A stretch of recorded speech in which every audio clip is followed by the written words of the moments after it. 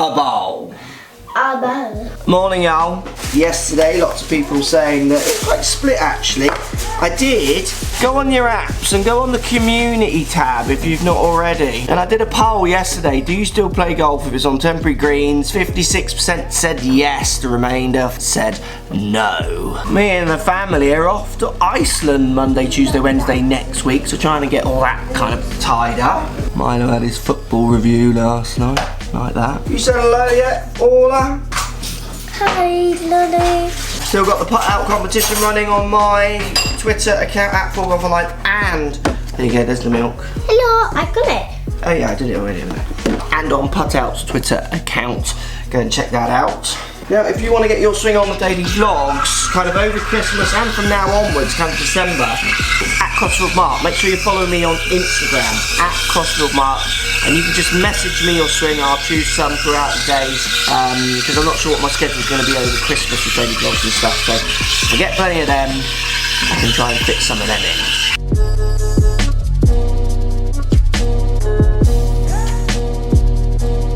Right, today's vlog's going to be slightly different. We're going to talk about golf grip. I see lots of information flying around. I get lots of swings sent to me where the grip is part of the conundrum of hitting the ball differently, or we could define better. Hard always to define better, but certainly hitting the ball differently, and then we could find out if it's better. So we're going to talk about some of the confusions with grip, some of the loose patterns, and maybe why we think it's a fundamental. I mean, it's definitely fundamental that we hold the club, isn't it? But I mean, if you're going to break it down to that, you could say it's fundamental that you, I guess, breathe, isn't it? Do you see what I mean? Right, time to take little one to school. DJ me up, Orla. So you take explosive, get it out. Right, so to start, let's talk about some kind of patterns that we see in grip. So you've got things like strong grips. That's where the club or your hands are turned as you look down. Right-handed golfer too far to the right. You then have weak grips where they're turned too far to the left. Now, what these grips tend to do in people's heads is create certain shapes. But the problem is you put the human variable in there, and they don't always create the shapes that you think they should. You also get contradictions as well. I've seen strengthening of one hand, so too far to the right, and then maybe what would be called a neutral bottom hand, or even that one weakening. And then you get this funny balance because you've got one hand strong, one hand weak, which actually can create neutrals deliveries. So the biggest thing I see with patterns of grips is there is no pattern until the human is really kind of worked in to the whole process. So it's what I like about the grip ideas, or what I think people have been trained over the years to think, is this kind of this simplicity in the idea of what grip is. You got a strong grip, you'll hook the ball. You got a weak grip, you'll slice the ball. And where there are cases of that, I think that's a media delivered simplistic way of getting that kind of article to be understood. You know, and I make content, and sometimes my best bits of content, I make a bit of content, I edit it, and I think that's such a good piece of content with such a great message, and I post it, and people go, well, that's too complicated. I don't understand this. And it's like, oh, right, okay, so, you know, there is a portion of people who want it delivered in this kind of, you have a strong grip, you'll hook it, you have a weak grip, you'll fade it. But unfortunately, the reality is it's not as simple as that, which is where the idea of the grip being a fundamental can be challenged. Yes, like I said at the start, it's fundamental that you hold the club, but it's certainly not fundamental that you'll hit X, Y, or kind of shape a shot if you grip it in a certain way, because I can show you many, many variables. And you just need to look at the main tools in the world. You see some great players with very different variations of grips, from weak grips to strong grips. This is why I do struggle with it being referred to too much as a fundamental. Right, Coach? Alright. What's on? You know, just deliveries for Christmas and stuff. Oh yeah, how's that tree going? My tree looks good. You gonna show us your tree? Is this your first ever tree? First ever tree. Very nice tree, bruh. And look, it's got lights and everything. No way, wow.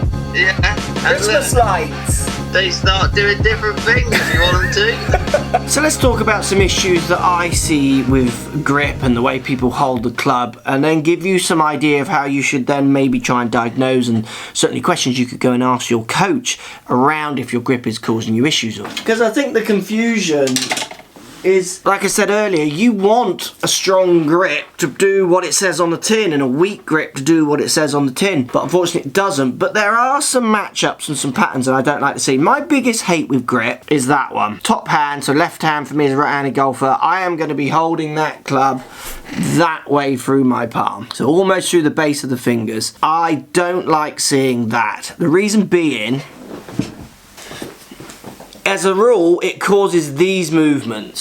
So if you're someone who struggles with controlling wrist angles, folding arms, folding weak arms on the way through, they're often built around that hold. Now, to contradict myself, I have taught 7 handicappers who hold the club up there, and where I see their grip as a limiter, if you're a 20 handicapper holding up there thinking, oh, I want to be better and I will never be better if I hold it in this high palm position, well, strictly speaking, that's not true, because I've taught 5, 7, 12 handicappers who hold it up there. But I do think it's a limiter. So what happens when you get to those players, or they get to your studio and they want to improve, you've got to change that hold, which often feels really strange because they've played for so long at a decent standard that way. So where the grip does have some matchups like we're going through now, it definitely can work as a limiter. I do see it having limiting effect on people's abilities to then push past their kind of where they're feeling like their top level is. So look, simple drill. If you're at home in the winter not getting out and you want to check if your fundamentals are in place,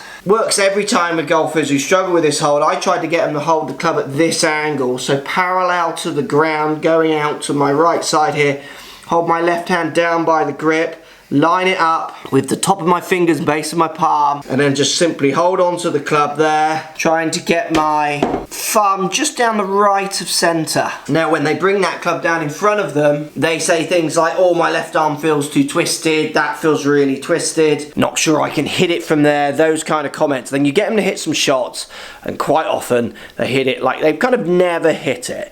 That's definitely one of my bugbears, high through the palm. Go and check that now. Go to find a golf club and check if you're one of them, and it would be definitely worth hitting some shots with the club going through that kind of stronger part of your palm.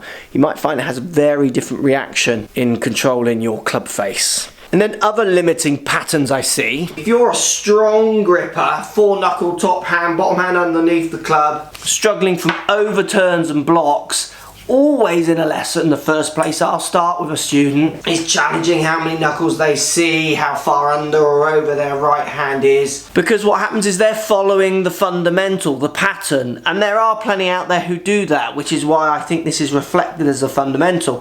But there are plenty who don't. But if you're one of the golfers, weak gripping, seeing one knuckle and then right hand over on the club too far, and you're losing the ball off to the right, then there's a good chance your hold is encouraging that shot, so you would go back to that more kind of seeing more knuckle ideas. Your kind of your textbook grip, club through this part of the palm, when you've got your left hand on the club or your top hand seeing 2 to 3 knuckles, right hand V of the first finger and the thumb coming somewhere up between right shoulder and chin. But remember, that grip doesn't work for so many equally as it works for others. It's complicated, this game, isn't it? Let's answer your questions.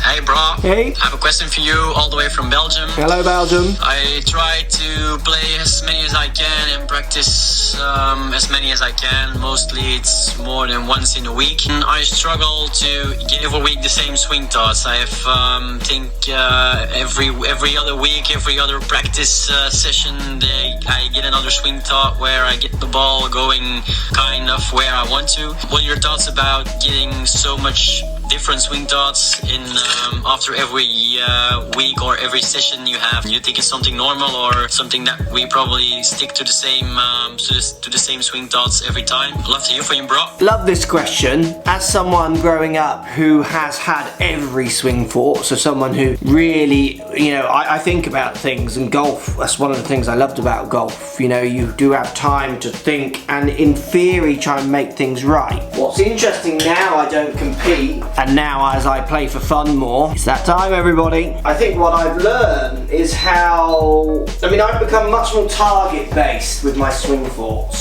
But for me, I could only get there because I've done the other way as well and realised now that actually my swing thoughts are having a much smaller effect on the outcome of my shot. I mean, that doesn't say I don't have them. I have swing thoughts that create different shapes, which I'll have to always engage. But if I'm going to stand there and just hit a shot, I certainly now play with kind of next to no swing thoughts. I am just trying to hit the ball.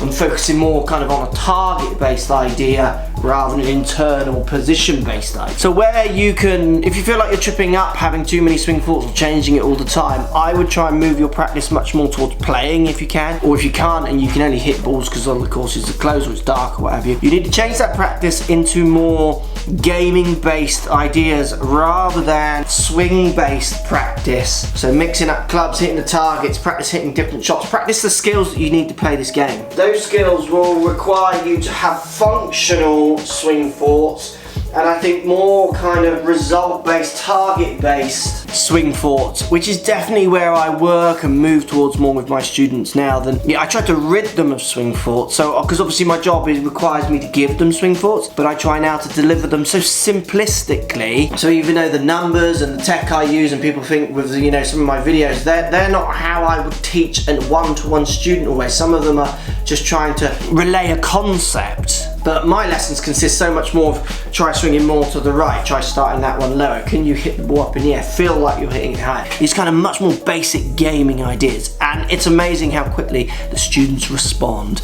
About changing your ideas around your practice for me, I would say. No, why not? Do or do not.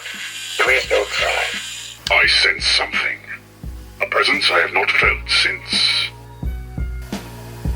There will be no one to stop us this time. Just one day to go. So interesting one there with grip, isn't it? Sausage and mash night. I need you to start thinking creatively with it. Less just strictly right and wrong. More about, does it work for your delivery? Does it work for you? And there's a good chance you won't know the answer, which is why you should go and have one-to-one lessons, which has been my kind of point from the start. I still see and get students, new golfers saying, is this grip right? Well, without seeing how you move, what limitations you might have, what skilled movements you have, we're not going to know. Just that thought of that kind of neutral grip working for everyone. I mean, the tours and clubs around the country prove that isn't the case. Because again, I can show you 5 handicappers using X grip, and I can show you 28 handicappers using Y grip, and there's no massive patterns to it. Post comments down below. Let me know if it's something you thought about or not in your golf. Let me know if it's something that's changed that's really helped you or not, because I've done some changes with grips for some students. It's made a massive change to their golf in the positive, but it's a change built on many factors, not just that grip is incorrect. It's built around from delivery working out. Let's hear you as always. Comments down below. Love to hear you. Remember, if you want to get on the daily vlogs over the Christmas period and from now on, use my Instagram @CrossfieldMark. Post me your swings there. I will pick some up, try and do as many as I can over the Christmas period and from now on @CrossfieldMark. Give us a follow and we'll see you all tomorrow.